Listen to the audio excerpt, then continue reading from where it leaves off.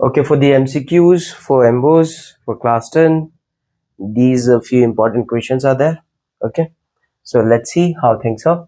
First question given is the product of a rational and irrational number. अब rational number और irrational number क्या होता है वो समझ लो. Rational number होगा कोई भी number जिसको हम लोग P by Q के फॉर्म में लिखें और Q is not equals to 0. ये समझ आ गया?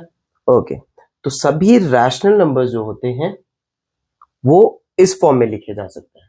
दैट मीन्स जब हम उनको डिवाइड करेंगे तो वो पक्का डिवाइड होगा. मीन्स डेसिमल नंबर्स में, जैसे मान लो हमने कोई दो नंबर को डिवाइड किया, ठीक है, एंड यू आर गेटिंग 1.25. मान लो कोई नंबर है उसको डिवाइड करिए 1.25, पॉइंट के बाद दो डेसिमल प्लेसेस मिल रहा है, सो इट्स अ रैशनल नंबर. अगर वो खत्म ही ना हो, डिवाइड होते जाए खत्म ही नहीं हो रहा है, so it is a irrational number. ठीक है, इसको पहचानना बहुत इजी है because it is always in the form of P by Q. Irrational number को पहचानना थोड़ा डिफिकल्ट है, ठीक है, क्योंकि देयर आर सर्टेन नंबर्स जिसको हम लोग P by Q के फॉर्म में लिखेंगे, बट जब उसको डिवाइड करते हैं तो वो डिवाइड होता ही नहीं है. मतलब उसको डिवाइड नहीं कर सकते, वो it can not be divisible. Means उसका जो डेसिमल पॉइंट्स है वो चलते ही जा रहा है, इट्स नेवर एंडिंग, जिसको हम लोग बोलते हैं non terminating decimal number. So these are non terminating, non repeating. अब नॉन रिपीटिंग क्या होता है? पहले तो वो खत्म नहीं हो रहा डिवाइड में, दूसरा वो रिपीट भी नहीं होता. अगर वो रिपीट हो गया, मान लो 2.6666 ऐसा 6 ही आ रहा है, तो वो रैशनल होगा, वो इरैशनल नंबर नहीं होगा. ये समझ आ गया? फिर से समझा रहा हूं. तो रैशनल नंबर क्या है? Any number which I can write in the form of P by Q. ठीक है, उसको बोलेंगे रैशनल नंबर. इरैशनल नंबर कैसे समझेंगे हम लोग? Basically you have to check by dividing या फिर usually by the radical science. जितने भी numbers, majority of the numbers जो ऑड हैं, इवन नहीं ऑड है, ठीक है, उनमें majority numbers with radical sign irrational number होते हैं. एग्जाम्पल, अगर हम देखो इवन स्टार्टिंग विद 2, ये भी खत्म नहीं हो रहा, डिवाइड करके चेक कर लो, नहीं खत्म हो रहा. ओके, देन 3, ये भी खत्म नहीं हो रहा, डिवाइड करके चेक करो. ठीक है, रूट 4, ये डिवाइड होके इसको सॉल्व करेंगे तो आंसर निकल गया 2, and 2 can be written in the form of 2 by 1. So it's a rational number. ये हो गया हमारा रैशनल नंबर. ठीक है, कैलकुलेटर निकालना. Okay, now let's see root 2. Okay, so as on your screen, root 2. Let's solve. तो देखो खत्म ही नहीं हो रहा, so this became irrational number.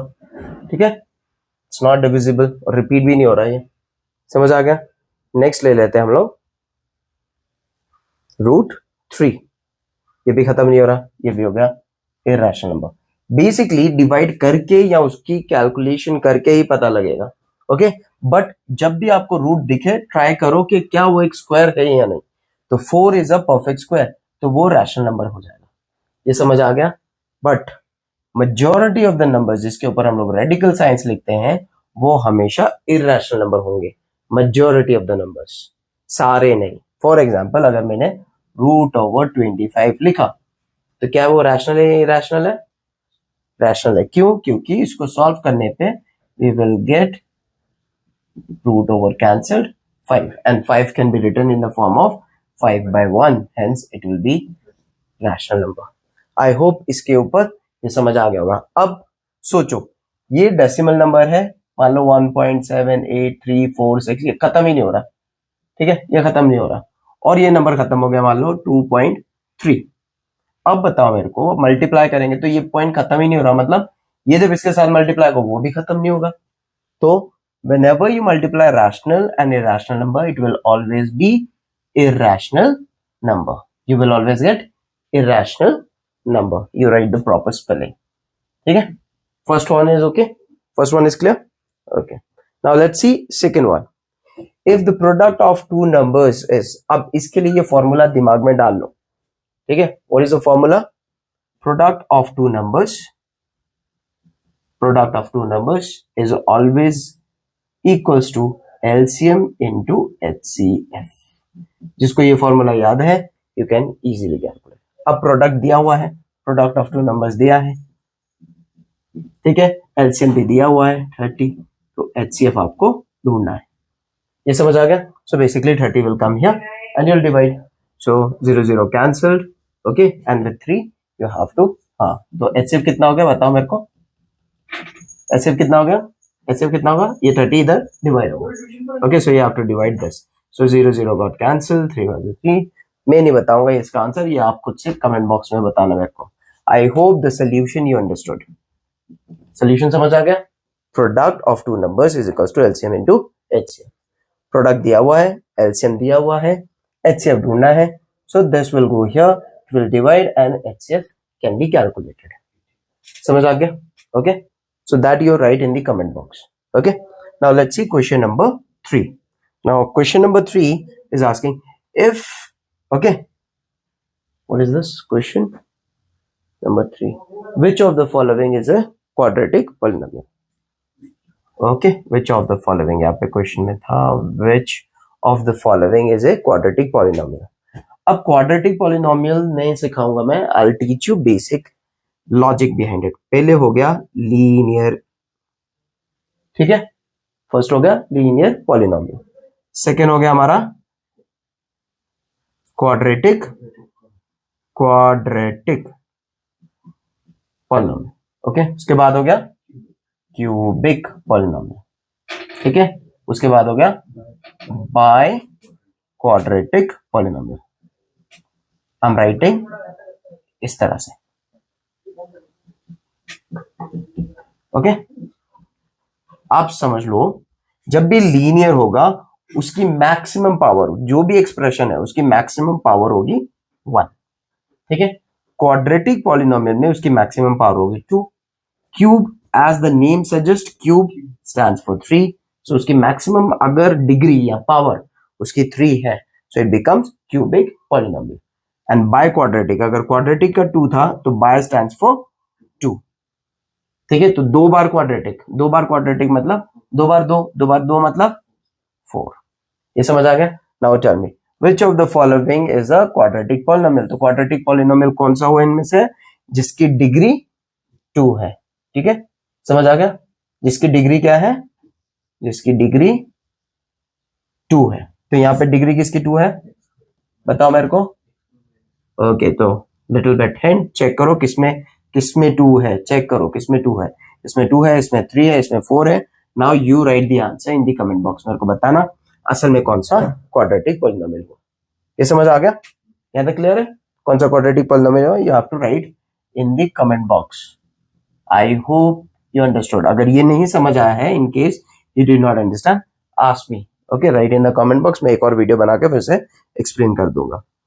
Okay, now question number 4, a polynomial of degree 3। तो ये क्वेश्चन यहीं से है, फिर से जिसको ये समझ आ गया ना, whoever understands this logic could easily answer other questions also connected to it। तो यहाँ पे डिग्री 3 हुई, तो कौन सा हुआ, किसमें डिग्री 3 है बताओ मेरे को। ओके, या सो सेम थिंग, मैं बार बार नहीं बोलूंगा, यहाँ पे आप मेरे को बताना इसका आंसर क्या होना है, क्योंकि मैंने ऑलरेडी एक्सप्लेन कर दिया। जिसकी डिग्री 3 होगी, ठीक है, वो क्या होता है, जिसकी डिग्री 3 होगी वो क्या होता है, क्यूबिक पॉलिनोमियल। तो यहाँ पे क्या पूछ रहे हैं, polynomial of degree 3 is called क्या, पहले ऑलरेडी आंसर दे चुका है, ठीक है। Still write down the answer on your own. ये समझ आ गया? सारे मैं नहीं कराऊंगा, मैं सिर्फ कंसेप्ट समझा रहा हूँ, okay. If your concept is clear, okay, otherwise you can ask me. Now the pair of equations, now x की जगह आ गया a, y की जगह आ गया b, and this will be representing graphically. अब समझ लो ग्राफ है, आपको ग्राफ ड्रॉ करना होता है। हॉरिजॉन्टल लाइन जो होती है उसको क्या बोलते हैं, एक्स एक्सिस। वर्टिकल लाइन जो होती है वो होती है वाई एक्सिस। ये समझ आ गया? ठीक है, अब हम इसको रिप्रेजेंटेशन, कोई भी पॉइंट है उसको रिप्रेजेंट किससे करते हैं, एक्स से और वाई से। ये समझ आ गया? तो अगर अ पेयर ऑफ इक्वेशन, कोई भी एक इक्वेशन है, वो लाइंस को रिप्रेजेंट कर रहा है, लाइंस को रिप्रेजेंट मतलब 2 लाइन एक ही जगह पे होंगी, लाइंस बोला उन्होंने तो 2 लाइंस एक ही जगह पे होंगी। समझ आ गया? So this means the answer is intersecting at A, B. Okay, इसमें से which are the lines which are intersecting at A, कमा बी, क्योंकि x और y की वैल्यू उन्होंने बोला है a है और y की वैल्यू उन्होंने बोला b है। तो यहाँ पे आंसर, इसका आंसर लिख देता हूं मैं। Okay, represents which the lines which represents which are intersecting at a, b। ये समझ आ गया? ठीक है, क्योंकि x और y के लिए हम लोग लिखेंगे a, b। अगर कोई और वैल्यू होता, मान लो 2, 3, हम लोग 2, 3 लिख देते हैं, intersecting at 2, 3।